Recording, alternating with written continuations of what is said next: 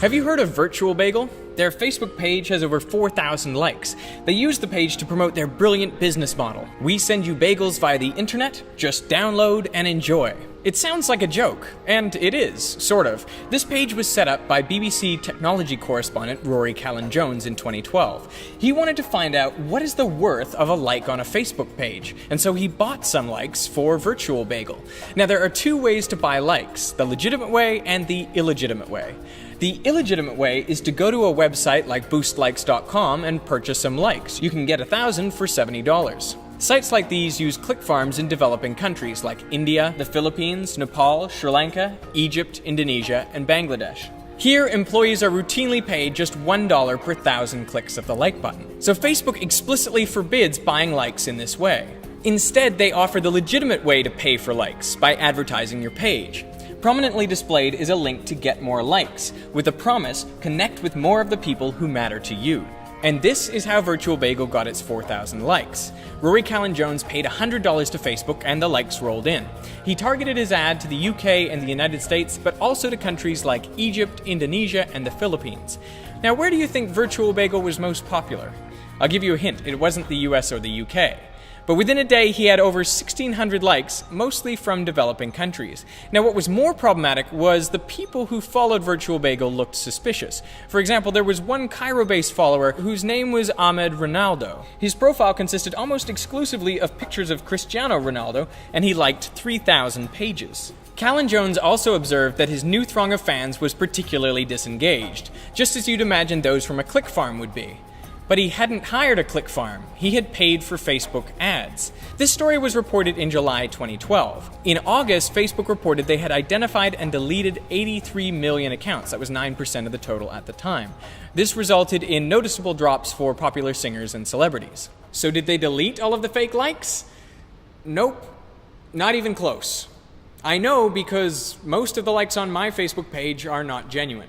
In May 2012, I received a number of emails from Facebook offering me $50 worth of free promotion of my page, which at the time had only 2,000 likes. My YouTube channel had 20 times that following, so I thought surely this free paid promotion could help me reach more of the people who mattered to me. And immediately I could see the results. Within just a few days, my likes had tripled, and they kept on growing, thousands per day. And after a few months, I had 70,000 Facebook likes, which matched my YouTube subscribers at the time. Now, what was weird was my posts on Facebook didn't seem to be getting any more engagement than when I just had 2,000 likes. If anything, they were getting less engagement. Now, I didn't understand why at the time, but I've since realized it's because most of those likes I was gaining through Facebook ads were not from people who were genuinely interested in Veritasium. How do I know? Well, because fake likes behave very differently from real followers. Have a look at this graph of the engagement of my Facebook followers. Now here I'm plotting countries as bubbles. So this is Canada, and the size of the bubble represents the number of likes I've received from that country. So this is the United States. It's a nice big bubble. Now I'm ranking these countries on the horizontal axis based on what percentage of the likes have engaged with my page this month. So as you can see, roughly 30% of Canadians and Americans have engaged with my page, but they are not as active as the Germans, where over 40% of my likes have engaged, and they are not as active as the Austrians, a small but passionate group of Veritasium fans at nearly 60%. These are all of the other Western countries, so you can see that it's common for between 25% and 35% of my page likes to engage with my page every month. Now here is Egypt, where less than 1% of my likes have engaged with my page. Now this is India, the Philippines, Pakistan, Bangladesh, Indonesia, Nepal, and Sri Lanka. That's a big following, but no engagement. Together, all of these countries make up 80,000 likes. That's roughly 75% of the total likes I had before my last video. And these are the profiles that followed me when I used Facebook advertising. And they're worse than useless. Here's why. When you make a post, Facebook distributes it to a small fraction of the people who like your page, just to gauge their reaction. If they engage with it by liking, commenting, and sharing, then Facebook distributes the post to more of your likes and even their friends. Now, if you somehow accumulate fake likes, Facebook's initial distribution goes out to fewer real fans, and therefore it receives less engagement, and so consequently you reach a smaller number of people. That's how a rising number of fans can result in a drop in engagement. And from this, Facebook makes money twice over. Once to help you acquire new fans, and then again when you try to reach them. I mean, your organic reach may be so restricted by the lack of engagement that your only option is to pay to promote the post. What's worse, there is no way to delete fake likes in bulk. All you can do is try to target posts around them. And I should reiterate, I never bought fake likes. I used Facebook's legitimate advertising, but the results are as if I had paid for fake likes from a click farm. Now you might think the solution to all of this is just to exclude countries with click farms from your ad campaigns, but unfortunately the problem goes much deeper.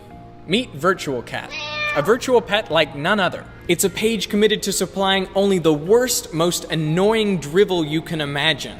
Only an idiot would like this page. And that's not just my opinion, that's actually what it says in the page description. And I should know because I wrote it. I created this page yesterday, and then I paid $10 to advertise the page through Facebook, targeted only to cat lovers in the United States, Canada, Australia, and the UK. Now, I expected that because I had excluded all of the big click farm countries, and because the page is so terrible, that I basically wouldn't get any likes. But within 20 minutes, I had blown through my whole budget, and I got 39 likes.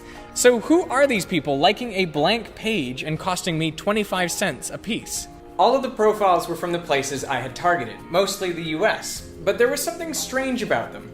All of these people liked a lot of things, like hundreds and thousands of things. And a lot of the things they liked were odd too. Like in one account, this person liked T-Mobile, AT&T, and Verizon. They liked Jeep and Lexus and Mercedes and Volvo and Volkswagen. They liked everything. Other accounts I saw, they liked kitchen scrubbers and they liked mouthwash. Who reports that on their Facebook page? It baffles me. So the real mystery to me is why someone somewhere would click on ads that they didn't care about without making money from them. I mean, I don't think these clicks came from bots. They're too easy to identify and eliminate. And I also don't think for a second Facebook would pay click farms to click on those ads to generate revenue for them. So it really seems like a mystery. And then in this article, I found what I think is the most reasonable hypothesis. Click farms click the ads for free. In order to avoid detection by Facebook's fraud algorithms, they like pages other than the ones they've been paid for to seem more genuine. I mean, you can imagine 1,000 likes on a particular page coming from one geographic area in a short period of time would seem pretty suspicious. But buried in a torrent of other like activity, they would be impossible to identify. So workers at these click farms will literally click anything. I mean, where do you think Facebook's security page is most popular? Dhaka, Bangladesh. What about Google? Dhaka. What about soccer star David Beckham? It's actually Cairo. But you take my point. So wherever you're targeting, advertising your page on Facebook is a waste of money. I wish Facebook would remove the fake likes from my page and from all the others. But that would mean admitting that they have generated significant ad revenue from clicks that weren't genuine, which then suppressed the reach of pages who had low engagement, forcing those pages to pay again to reach inauthentic fans. So the truth is, Facebook benefits by maintaining this status quo, because the reality is, nobody likes this many things.